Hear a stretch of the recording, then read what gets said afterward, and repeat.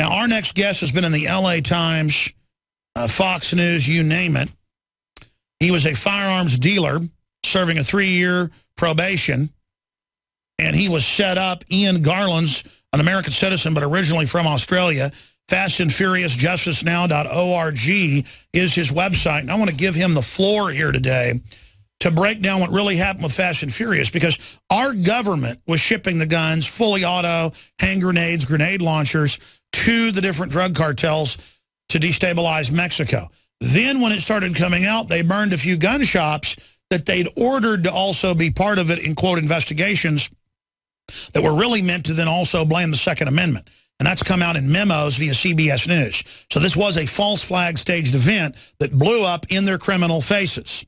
Now let's go to our guest, Ian Garland, Fast and Furious Justice Now. Tell folks in a nutshell, then we'll get into more details about what happened to you, your story, and where you are right now, sir. Thank you for coming on.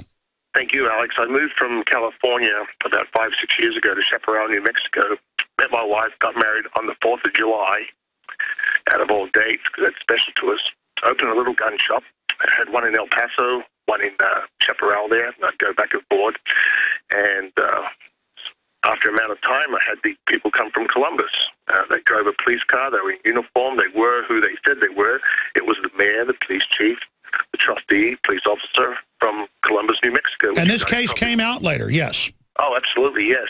And they wanted to buy some guns. I'm like, yeah, you know the procedure. I have to call in the background check and get a pass by the FBI. And they said, no, fine with that. So a month later, they came back and they wanted to buy 10 more. And I said, what do you want to buy 10 for? Well, we want to give some to our families and our friends, you know, for protection for the border, on the border right there. And sometimes we go to gun shows, buy, sell, trade, collect. And I'd already not only checked with the ATF, I had complained to the ATF about private sales with 300 to 400 guns on their tables with no paperwork, no background check required. And the ATF tells me that's legal. So my customers want to do that also. So I'm like, yeah, okay. What they were doing was selectively enforcing with groups they controlled. Yeah, in Austin, if you sell your granddaddy's shotgun, the ATF's going to beat your head in the parking lot and take you to jail for stuff totally legal. But if you're one of their tables that they're running and making money off of, you can do whatever you want. Absolutely.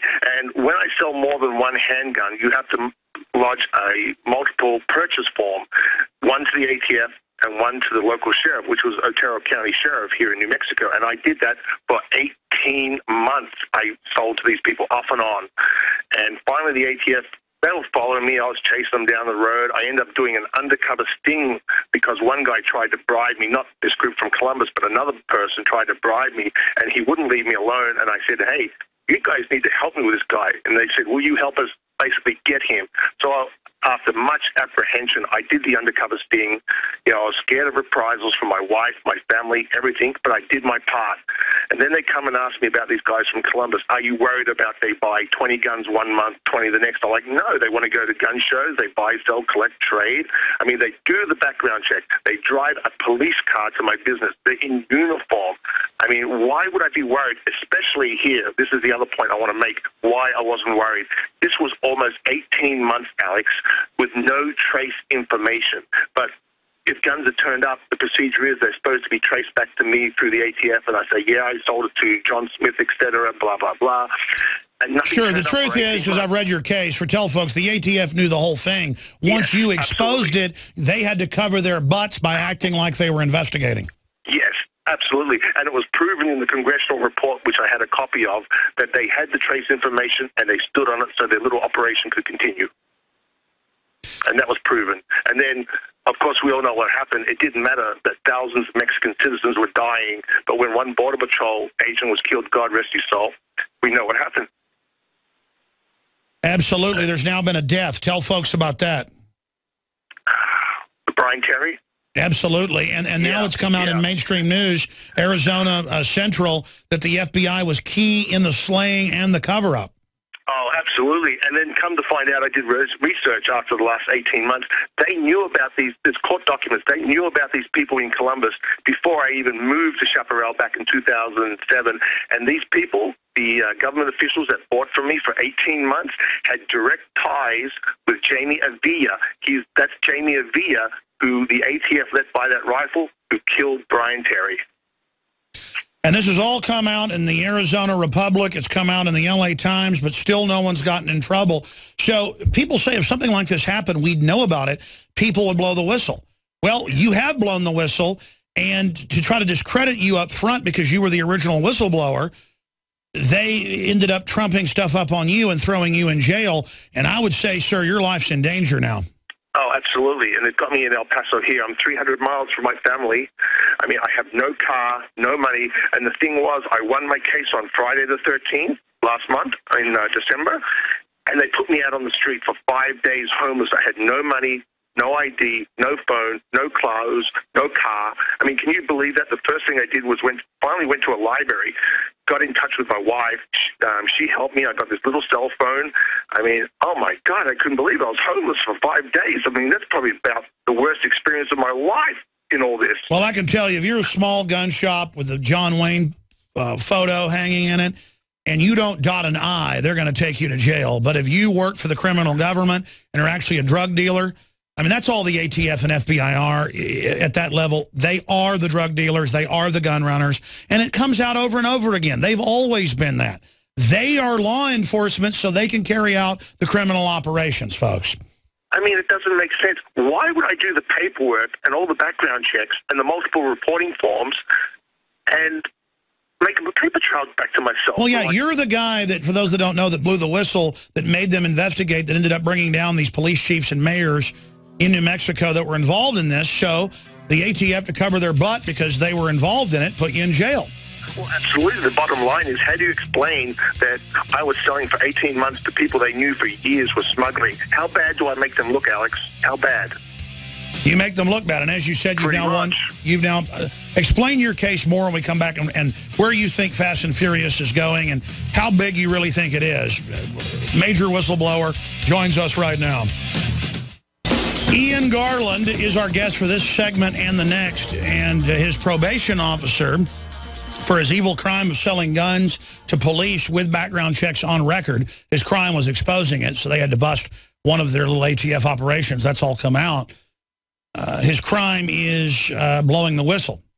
And he was telling us off air that his probation officer, and tell us what you've been convicted of now, but then the other case you just won, that you're not supposed to talk to the media. I mean, I guess they were supposed to put you in jail to silence you. Tell us what they're telling you. That's what they did, Alex. They kept me in solitary confinement for 473 days. CBS News flew out to interview me. It was all authorized. And at the last moment, they canned it. I mean, I was freezing in that cell. I lost 72 pounds. I was sitting in raw sewage, cleaning it up with my hands day after day. Not once, not twice, but multiple times. Oh, you just can't believe what they did to me. And they denied my First Amendment right. And early last week, the media tried to interview me again, and they denied me. I just can't believe it. They got the lawyers involved. El Paso Times here did a big story on me yesterday, and they were going after him. I mean, this is just unbelievable. And I guess that all came about because now the Mexican Consul General wants to speak to me tomorrow. They actually denied that, but suddenly after the lawyers got involved, they had to change of heart because that was my First Amendment right, and I'm an American citizen. I'm damn proud of it. Absolutely. Well, we're proud to have you as a citizen. And I followed the case of everything. You're the guy that blew the whistle. So they put you in jail to cover it up. And then for 400 days had you in solitary confinement. That's what they did to me. A few times I've been in jail, they always have a special cell they put people in that they don't like. Yeah. With crap all over the walls and then laugh at you. Imagine wanting to abuse people like that. That's just amazing. My God, I had permanent physical injuries right now. I mean, what I was subjected to was unbelievable. I mean, everyone said they were trying to break you, but I would not give up, Alex. I won. I beat them. They lied on what they said. That's how I was able to get out early, and now I'm trying to overturn this and get a big investigation. I mean, this needs to be investigated totally. Even these people, the government officials from Columbus, I ran into them by accident, and they were kind of worried, you know, and they're like, well, we're sorry, man. I'm like, look, guys. By the way, you know what one of the top Los Zetas guys who was in federal court a year ago said? He said they were shipping drugs and guns back and forth for the CIA and FBI. Absolutely. They were into everything, these people. And the FBI came into the federal court and said, that's true, national security, and shut down him being able to use that he openly worked for them. Go ahead. That's unbelievable. And these people, you know, the mayor, the police chief, they all said to my face, hey, Ian, we're sorry you're here, man. We all told them you had nothing to do with us. You know, we only used your gun store to buy from, as well as many others. So they have known from the start, Alex, and the phone calls, there's nothing on the phone calls that I wasn't involved. It was mere, how do you say it, buyer-seller relationship. That is it. So they still did this to me basically because I make them look bad. 18 months selling to people they knew for years to promote their little operation. Sure, and this is to protect Obama past the election. Absolutely. I mean, this is one of the things, this is hilarious. I came back from Mexico, they stripped my car, tell me I can go on my way. A week later, I get arrested, and they ask me about this magazine. Tell us about that magazine they found in your car. I'm like, well, what are you talking about? I sanitized my car. I go to Mexico, Alex, because my wife is diabetic. Here in El Paso, it's $200. Mexico, it's $30. I will do anything for my wife. She is the best in the world. Now they're retroactively, you cross the border, and a week later they say, oh, you had heroin in your car. Well, yeah, I get arrested, and they start talking to me, and they're like, what's that magazine we found in your car last weekend? I'm like, oh, man, did I leave something in my car? Hold on, I want to hear who's doing this. Are the locals working for Obozo? But finishing up with our guest here today, he is a major whistleblower who's all over the news, Ian Garland. As somebody who did nothing, who they set up because he wouldn't basically play along with a Fast and Furious program the ATF was acting like they didn't know about. What are the other points, Mr. Garland, you'd like to make for people on record? And I know you're pushing for open investigations of Fast and Furious, but we know what they did. We know the White House ran it. Go ahead. There's something that just doesn't make sense, you know. I mean, the police chief and the mayor, I mean, how did they not know the guns wouldn't be traced? That's what I can't work out. I mean, maybe any layman's person or maybe someone else might know, but you're talking about police officer, police chief. And I told him, I said, if these turn up in crimes, they will be traced and you'll be in trouble. And they're like, oh, no problem. They're for us. We'll do the background check. I'm like, that's what I can't work out. That's one thing I haven't been able to work out from now. Well, we know what was going on with this case and many others. Yeah. They were pressuring gun dealers, you name it, as fences or as rat holes. They would get other people to do it. The ATF would turn a blind eye to get the guns down there, and that's the only reason they came in and busted them was because you were exposing it. Absolutely. There was one gun dealer I was with. We were doing transfers, and we decided not to sell to one person. And the ATF come in and asked about the guy, and I was right there, and we asked, is there a problem? No. Should we not sell any more to this person? Oh, no, he's not prohibited. Sell him what he wants. And they knew he was smuggling too. I mean, good God. I mean, I just couldn't believe this when I read all of this. Like thousands of guns go, something like 3,000 documented firearms go, and that's not counting the so-called private sales by the so-called private collectors, which was legal. I mean, you're talking about tens of thousands of guns. Did they get upset when you got out of jail early and began to win your case? Oh, yeah, they're pissed. They really are. You know, sorry about that, but they are pissed. I mean, they don't want me to talk, Alex. I mean, I've lost my house. I don't even have a car. You know, my wife's 300 miles away, you know, having a hard time with things. My family and kids are down there. They're all split up. I mean, I don't have two pennies to rub together at the moment. It's just, you know, I hate to beg or tell you my hard luck story, but this is what they did to me. All my animals are dead. My beautiful 12 and 13-year-old cat are dead. I mean, they were my pride and joy, all my animals, my ducks, my turkeys. They were my pets. We have lost everything. Our beautiful house in Chaparral, that was going to be our retirement. Gone. Well, let's talk about this. It's terrible how they burned you for being a good guy. Tell us about the Supreme Court ruling on your case, though. That's big. Yes, I was doing some research, and I came across a case in the Supreme Court now saying about the straw purchase. I said to the ATF all along, I said, sometimes I thought maybe they're buying for the cop. He's not prohibited, so that's not a straw purchase. And they're saying, well, yeah, that is a straw purchase. I'm like, that's rubbish, because if a husband buys a gun for a wife, well, that's a straw purchase. I've had many customers do that.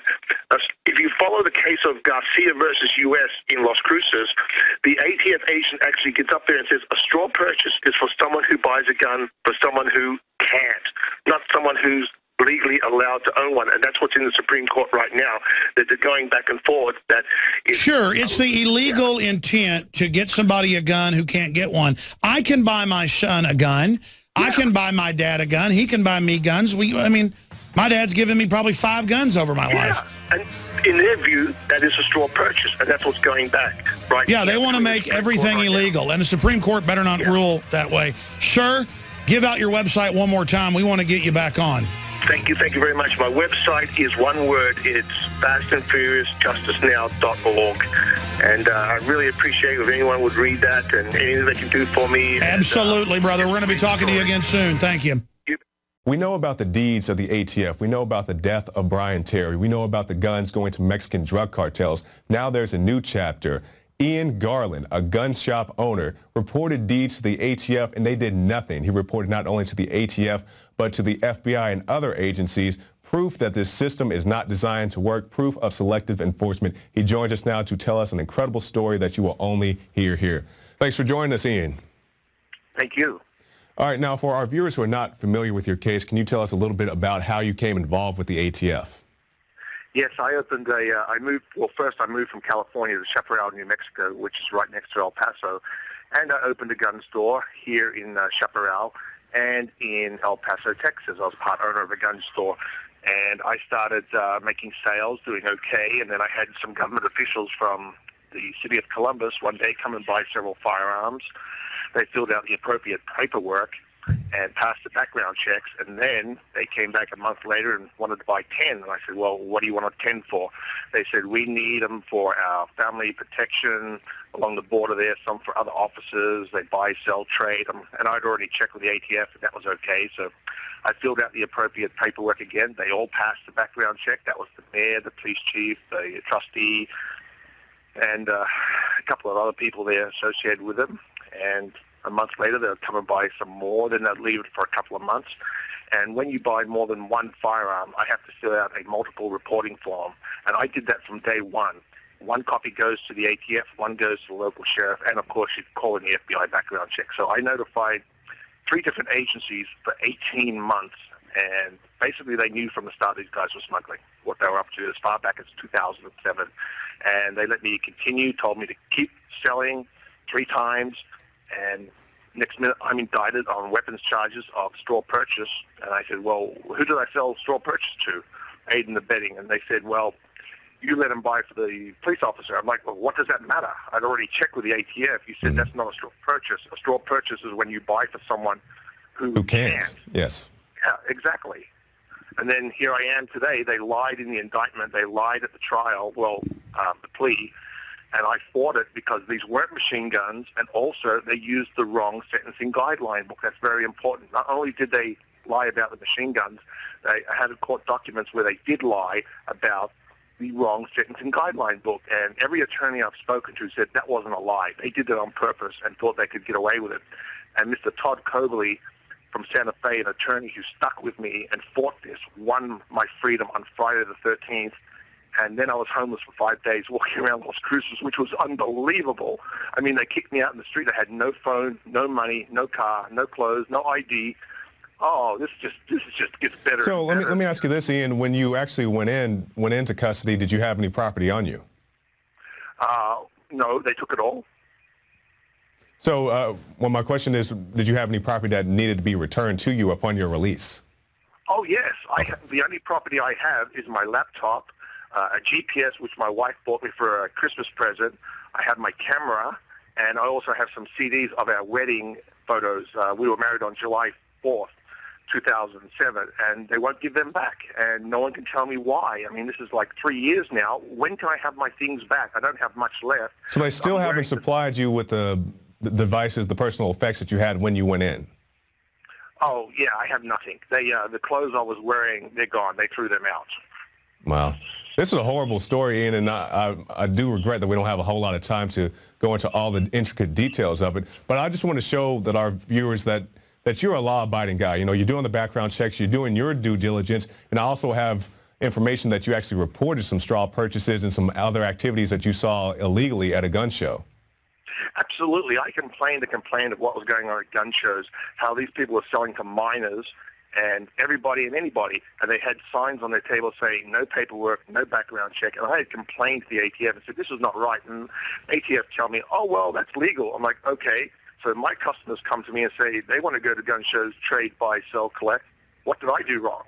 That's exactly right. Now, Ian, now we know about straw purchases. We know about private gun sales. Can you explain to us the difference between having a background check with the purchase of a firearm versus with the illegal activity that you witnessed? Well, I do my background check. It's a 4473 form. The person has to fill it out, name, birthday, social security number, etc. And I call them into the National Background Check Center. That's the FBI, and they give me a yes or no, and they give you a number that you put on the form, and that's kept for your record, and you write down the registration number of the firearm, and away the person goes. And apparently in Arizona, New Mexico, and Texas, that person can walk out the door and make a private sale, and then that firearm is off the books forever. And a private sale, as I said, you can sell to anybody, and the firearm can end up anywhere. And well, they do. You know, I've seen guns change 5 times through private sales within an hour. Oh. Well, Ian. No, go ahead. Excuse me, sorry. I had one guy try to bribe me. I called it Leo incident, and it was well documented by El Paso ATF. He wanted to buy 2 firearms off me. I refused because it wasn't his ID. It was expired. And when I refused, he tried to bribe me $3,000 and the sale price of the firearms. And I said, no, we can't do that. And he left. After trying multiple times, he tried to bribe me that day. I said, no. So I called the police. I made a report. And then the guy follows me to a gun show again. And he just wouldn't leave me alone. Finally, the ATF got involved. Cut a long story short, they said I did an undercover sting with it, which was documented by the ATF. They got the guy. 2 weeks later, I'm down in my El Paso shop. Guess who walks in? Same guy. Same guy. I questioned the ATF about it, and they lied to my face. They said, yes, we got the guy. It led to something bigger. We can't talk about it. Thank you very much. I'm like, you guys lied to me. Oh, yeah. You wonder why in the end I didn't want to talk to you? Exactly, because you know as well as everybody else about the ATF Fast and Furious scandal, which you already alluded to, how they're giving guns to Mexican drug cartels, but you, the private seller, the business owner, doing all your sales legally and lawfully, they want to target you.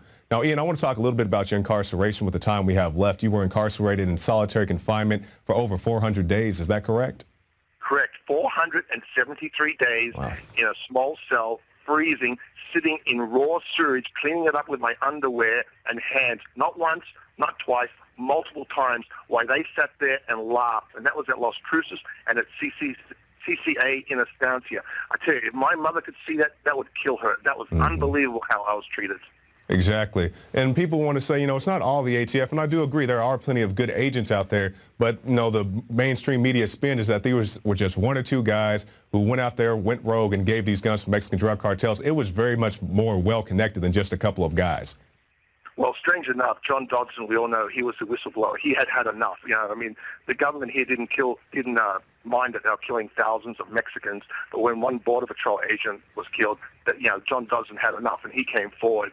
And today I met with the Consul General of Mexico and the Attorney General, Assistant Director of the Attorney General of Mexico for about 90 minutes downtown El Paso. And they're pretty PO'd at what happened. And I've given them my whole story, and they're going to file an official complaint. Can you tell us a little bit more about that encounter, your recent encounter? Yes. The Attorney General? Yes. Yeah, I was contacted that they wanted to speak to me. I guess they've never spoken to anybody before on the other side. They've heard the lies from the ATF and the government here, of course. And they were just amazed about the private sales, the straw purchase, how many firearms actually went to Mexico, how many times I was told to keep selling, with another gun dealer here in El Paso, by the way. And that gun dealer looked at me and said, well, if they tell us to keep selling, it must be okay. And he was just amazed. And he's got my whole story. They're going to get back to me, and this is going to go to the head office of Mexico, their highest department. So he tells me. They're pretty PO'd of what happened, I mean, how the guns went to Mexico. They were very interested in how the trace information works. And he said, well, when you put the gun on the form and it goes out the door and that guy sells it privately, what happens then? I said, well, yeah, it's gone. He said, yeah, so it's gone, and how do you trace it? You can't. I mean, you know, they can go find that gun and go back to the original purchaser and say, hey, well, I sold it at a gun show 2 years ago, and that person sold it to someone else, and there's no trace information. I even asked the ATF about that. I said, well, that's pointless. They said, well, yeah, we can't do anything about it because that's legal. Okay, if my customers did that, what did I do wrong? What I did wrong and what was sell to these people that they knew were smuggling for 18 months and then try to make me a scapegoat because it makes them look pretty bad with egg on their face when I was notifying 3 different departments, 3 different law enforcement departments. Exactly. Exactly. And if nothing else, they have to say, well, we're not even paying attention to the paperwork that comes in. Oh, God. You can't believe what happened. I had a guy steal 2 rifles. I found the guy, and... How did you find him? Oh, yeah, this story is amazing. I mean, I swear to God, he had a temporary printout from DMV, which I can take. He had a checkbook that matched, and he was doing the background check, so I'm kind of comfortable with that. 2 weeks later, check bounces. I go to that address, non-existent, phone's gone. I go to El Paso PD. They won't help me. I go to ATF. They don't want to do anything about it. It's just like, too bad, you lost the rifles. I go to Otero County Sheriff's Department. They put them on the database. I wouldn't let the thing go. I went down to DMV in Texas, and I asked them, I said, look, I need to speak to a trooper. A trooper came out, and guess what? He was my customer, one of my customers. I didn't know he was a trooper. So he says, come in the back here. And we went over the paperwork, all the ID information I had. He pulled the guy up. It was a white guy in Garland, Texas. The guy who stole from me was black. On the form 4473, one of the things you have to mark down is race. So when I gave the white guy's details and said black, how did that not red flag? That is very much a red flag. I don't know how they... And then it gets better. I wouldn't let it go. Finally, the ATF come around and asked me about it. I'm saying, oh, now you're interested after I'm doing all the footwork? A month later, I get a call from a guy who used to work with law enforcement in California. He says, did you lose 2 rifles, black guy, fake ID? I'm like, well, yeah. Well, there's a guy at my neighbor's right now, and the way they're talking about it, it has to be you. And I couldn't get over it. He says, don't worry, I'll see what I can do. A week later, he sends me a photo of the guy, his real name, a photo of his car with the license plate. I run down to the ATF. I'm like, okay, we got the guy. Get my rifles back. I hear nothing from him. I called the trooper. I had his personal cell phone. Nothing. I'm like, what the heck's going on? You know, this guy who was my witness said, hey, did you call him? Because no one's called me. I'm like, well, no one's returning my call. A week later, I get this call at 11:30 at night. Hey, I can't tell you anything about this, but I've been told to drop the case. Click. It was a trooper. Wow. My buddy does some more investigation. The guy is a confidential informant with the U.S. Marshal Service. The guy who gave you the fake ID? Yep. Yeah, wow. Swear to God. Swear to God. You only got my word on the phone here, but I swear to God. Yeah, it just gets better and better. And the marshals who transported me back from South Dakota, they walk into the airport, and I look at the guy and says, don't I know you? And he says, yeah, you know what? I might have bought a gun off you once or twice. He was one of my customers. I had a lot of law enforcement customers. He says to my face, we know you got screwed, dude. You weren't involved with those people. They even said on record during their interviews you had nothing to do with them, but they chose to prosecute you because you make them look so bad, letting them sell guns for 18 months, especially when they had direct connections with Jamie Avila. They knew about these guys for years. So that's what we're trying to get, and I'm trying to get this overturned and justice for this. Ian Garland, thank you for your time, sir. Thank you, sir. That's an incredible story, and I definitely encourage you to go to Ian's site, fastandfuriousjusticenow.org, for more details.